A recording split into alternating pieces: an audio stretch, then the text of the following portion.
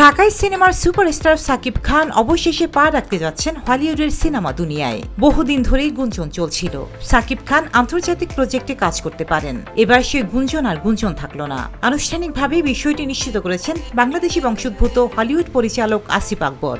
পুরো দেশকে তুফানের হাতে তুলিয়া দেব। এই আসিফ আকবরই নির্মাণ করেছেন জনপ্রিয় সব আন্তর্জাতিক সিনেমা, যার ভিতর রয়েছে বনিয়ার্ড, অ্যাস্ট্রো, দ্য কমান্ডো এবং বাংলাদেশ যুক্তরাষ্ট্রের যৌথ প্রযোজনায় নির্মিত স্পাই থ্রিলার MR9। এবার তিনি তৈরি করেছেন এক নতুন ক্রাইম থ্রিলার ধর্মী হলিউড সিনেমা, যেখানে কেন্দ্রীয় চরিত্রে থাকবেন সাকিব খান।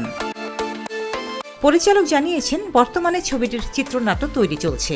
সাকিব খানের বিপরীতে দেখা যাবে দুই নায়িকাকে, একজন বাংলাদেশি, অন্যজন হলিউডের অভিনেত্রী। আর ছবির খলনায়কের ভূমিকায় থাকছেন হলিউডের পরিচিত মুখ। জানা গেছে, আগামী মাসে সাকিব খান যাচ্ছেন যুক্তরাষ্ট্রে এই প্রজেক্টের প্রস্তুতির জন্য। সবকিছু ঠিকঠাক থাকলে এটি হবে তার ক্যারিয়ারের প্রথম হলিউড সিনেমা। 2026 সালে সিনেমাটি বিশ্বব্যাপী মুক্তি পাবে বলেও জানানো হয়েছে। তাই ঢালিউডের গণ্ডি পেরিয়ে সাকিব এবার সরাসরি হলিউডের রঙিন জগতে। এমন খবরে তার ভক্তরা ইতিমধ্যেই বেশ উচ্ছ্বসিত। রোজিনা রোজি, দেশকাল নিউজ।